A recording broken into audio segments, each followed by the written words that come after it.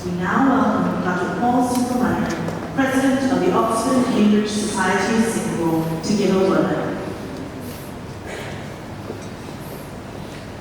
Members of Parliament, Your Excellencies, Bishop Rennes, friends, thank you all for being here to share in and support this milestone carol service to celebrate Singapore's Bicentennial.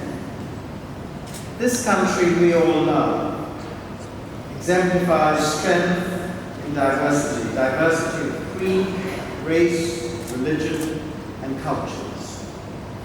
We're here today to celebrate that diversity and the joy of Christmas and the birth of Christ. Singapore is also, as you have seen, through this cultural performance and music and thanksgiving, it's a place with a testimony of the ability of humankind to live in harmony, mutual respect and comity, even within the close confines of one of the most densely populated places on planet Earth.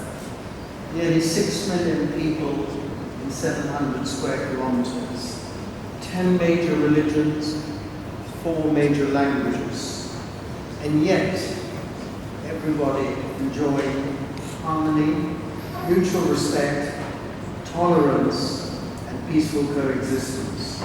I believe there are 3 reasons for this.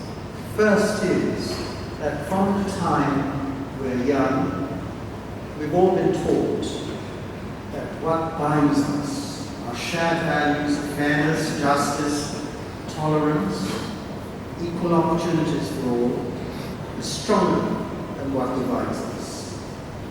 Secondly, it is drummed in all of us, from the youngest and right across society, that if we do not make a point to understand the belief and cultures of those we live in close proximity with, then ignorance arises, which in turn fuels suspicion, leading to mutual distrust. So here, all of you together, coming together, are part of that process of understanding the cultures and religions of each other. Thirdly, nothing is taken for granted.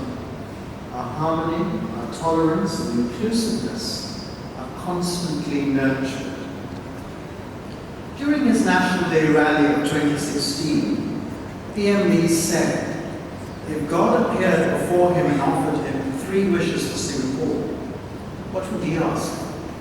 He said, if I ask, and I quote him, for material things, we will regret it, because after you have got it, consumed it, and enjoyed it, you will not be satisfied.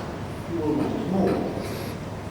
Therefore, what he said is, I would like us to have a blessing that we would each have divine discontent, always driven to do better.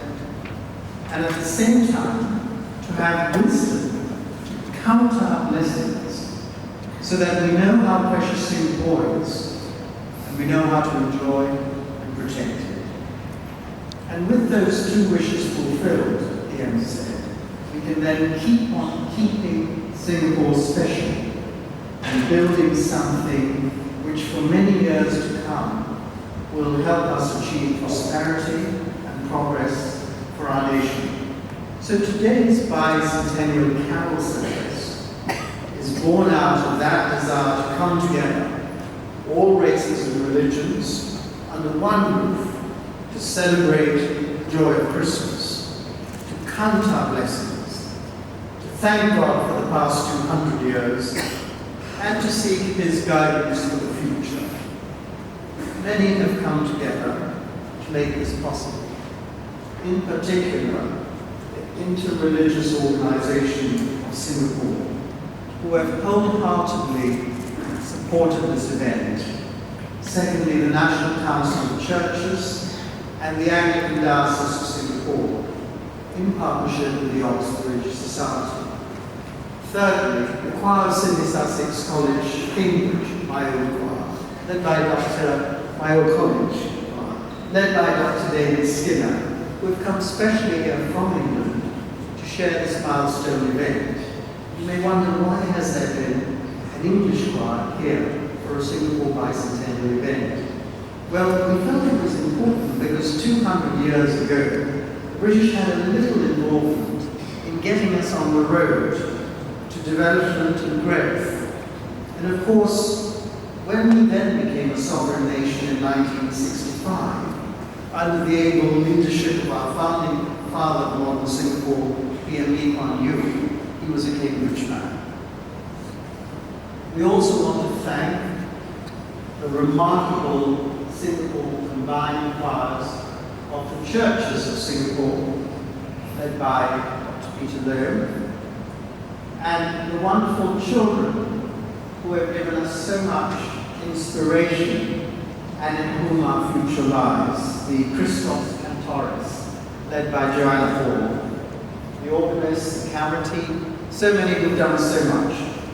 And I think the greatest thanks belongs to the Cathedral and their marvelous team who have borne most of the effort, the burden, the responsibility in pulling together this remarkable event. This beautiful cathedral is one of the special landmarks of our nation. We have referred to some of our historic buildings as good and gracious and part of our heritage. And we can take pride in this cathedral as a nation, all of us, of all faiths, as indeed we do in the remarkable temples and mosques in the country. But this place is in many ways hallowed ground. It was land that was earmarked by Raffles in 1823 for a cathedral, but it is also the location of ancient Temasek.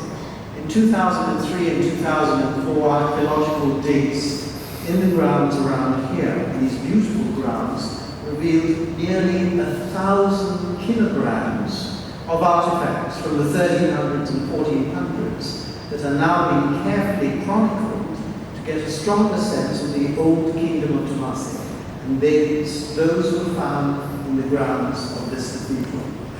Can I therefore ask that each of you, as you feel led, will listen to what Bishop Rennis will now say about the cathedral and the appeal which is going to be made for the refurbishment of it. It looks beautiful on the inside, but I'm told the plaster on the outside is a constant work in progress.